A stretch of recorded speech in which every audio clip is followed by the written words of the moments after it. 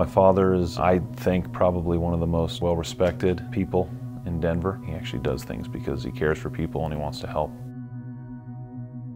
We found out from the doctors that he was having renal failure and that both his kidneys were operating at a very low level to what they were supposed to. I never knew my father had any issue with his kidney, so we were all, I think, kind of caught off guard. It was really an overbearing and overwhelming time for all of us, trying to figure out what we were going to do. You never think anything is ever going to happen to your family, and then suddenly you're faced with a huge, huge life-changing decision.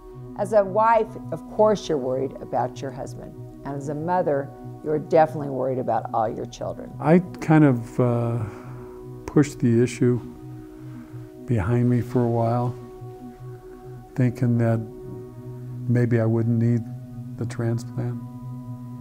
Maybe some other miracle would occur.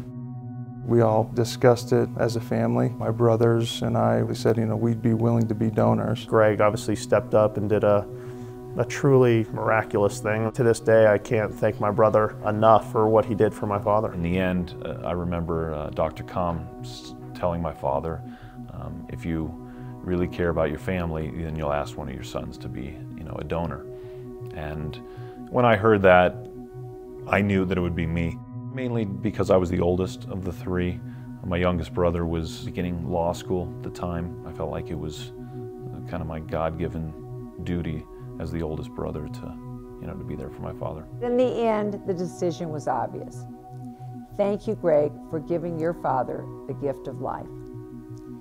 You are the most caring son a mother could ever ask for. I'm glad that I've been able to live long enough to see my grandchildren. You make a kind of a commitment between yourself and your family and your loved ones and your God. And one of those commitments was the creation of the Transplant Foundation.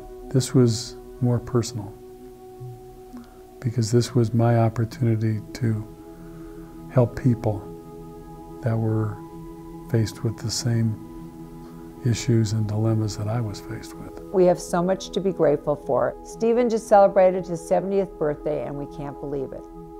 It has been almost 10 years since his transplant, and the foundation is helping so many other people that have gone through the exact same thing we did.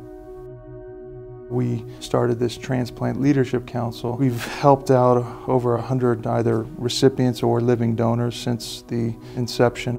One of the key elements of the foundation was created to make people more aware of transplantation, to let people know that there were 100,000 people that were on the list, waiting for an organ, waiting to be saved. I am so proud of what Steven is doing, and he just wants everyone to have the same chance he did and have a very, very bright future. I hope my family's legacy and my legacy will be that in some way we've made this a better world. It's unbelievable when you see some of the people just wanting to donate an organ so they can save a life. Those people that stand up and become organ donors. Those people that spend every day of their life working towards helping mankind and womankind, our heroes. I'm just a recipient, and I'm a lucky guy.